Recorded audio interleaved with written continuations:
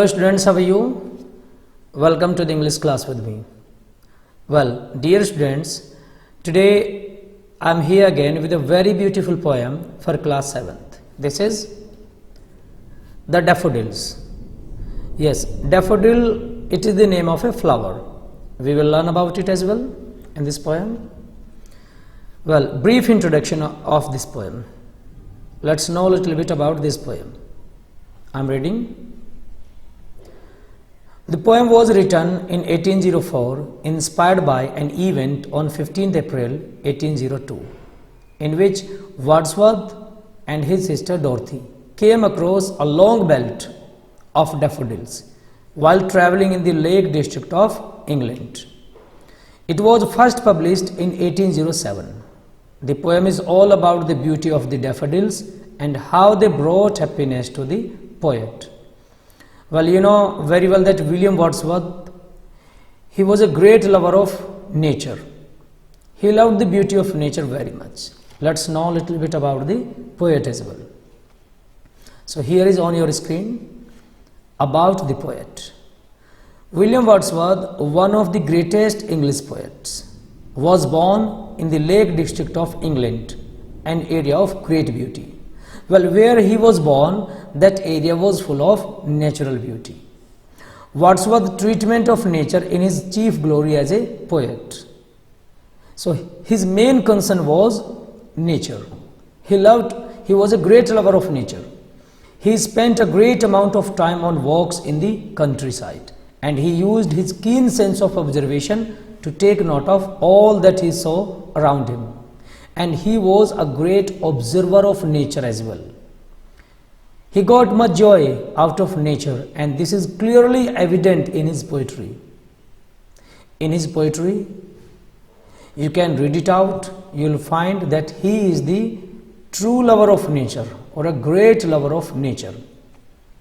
He looks on nature with his inward eyes, and the glory of it enters into his heart and soul. Showed his affinity for nature with the famous poem I Wandered Lonely as a Cloud. He became English Poets Laureate in 1843, a role he held until his death in 1850.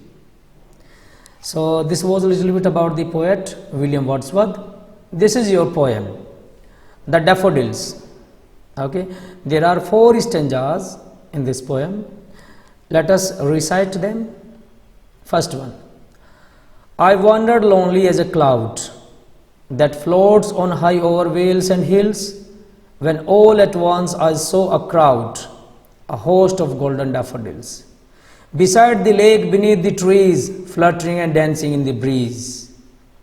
Continuous as the stars that shine and twinkle on the Milky Way, they stretched in never-ending line. Along the margin of a bay, 10,000 saw I at a glance, tossing their head in sprightly dance. The waves beside them danced, but they outdid the sparkling waves in glee. A poet could not but be gay in such a jocund company. I gazed and gazed, but little thought what wealth the show to me had brought. For oft, when on my couch I lie, in vacant or in pensive mood, they flash upon that inward eye, which is the bliss of solitude. And then my heart with pleasure fills and dances with the daffodils. Okay. I wandered lonely as a cloud. Here I means I is poet himself. Okay. I wandered lonely as a cloud. So in this first stanza, or in this first line, the poet is wandering here and there, aimlessly, without any aim, like clouds. You know, clouds, they don't have any aim, they keep on floating here and there. That floats on high over vales and hills. Like clouds, the poet is also wandering here and there. You know, clouds, they don't have any aim, they keep on floating over vales and hills. You know, vales means valleys, and hills you know very well. In the picture it is clearly visible. Okay, hills and vales. When all at once I saw a crowd. So while wandering here and there, aimlessly, the poet saw a crowd of daffodils. Suddenly, he came across many daffodils, a host of golden daffodils. Host means a large number of golden daffodils. Golden, yellowish color. You know, daffodils, they have yellowish color. They are in yellow color, and you know the color of golden is also yellow. That's why it is said here golden daffodils. They are golden daffodils. They are looking like gold, and they are everywhere, beside the lake, beneath the trees. You know, lake, a large body of water. In this picture you can see, okay, this is lake and they are trees. So they are everywhere, beside the tree, beside the lake, beneath the trees. They are everywhere, and they are fluttering and dancing in the breeze. Soft cooling wind is blowing, and in that wind they are fluttering, they are moving, and or they are shivering and dancing. So let's have the explanation of this first stanza. I wander lonely as a cloud that floats on high over vales and hills, when all at once I saw a crowd, a host of golden daffodils, beside the lake, beneath the trees, fluttering and dancing in the breeze. The poet has compared himself to a floating clouds passing over hills and valleys. In this first stanza, the poet is comparing himself with the floating clouds.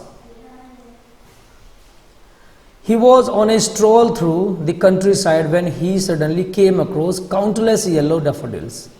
While wandering, he came across number of daffodils. These daffodils were beside a lake under trees, and these daffodils were everywhere. The flowing breeze made the daffodils flutter, and it seemed as if they were dancing.